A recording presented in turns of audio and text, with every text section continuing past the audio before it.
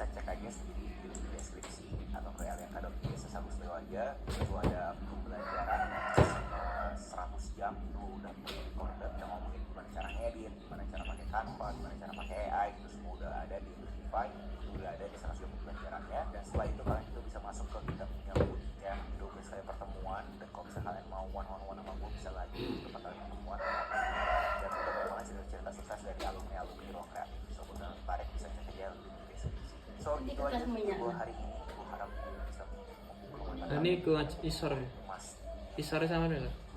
Sorbu. Kuwi lah. Kuwi lah. Jadi ini kene ya. Saat keterampilan ini gak bakal expired, gak mungkin expired. Keterampilan timeless, karena misalnya komunikasi seperti yang kita tahu berapa pentingnya komunikasi di hidup.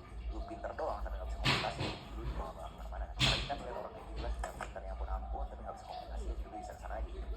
Yang gak pinter banget tapi dia komunikasi, alhasil juga kemana-mana. Coba pikirin itu aja.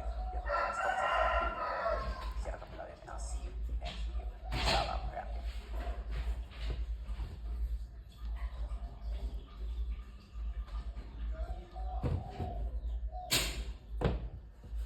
Jadi di tahun lalu gue bikin satu video terhadap satu industri yang menurut gue bakal maju banget, yang memberikan semua orang sama di dunia ini.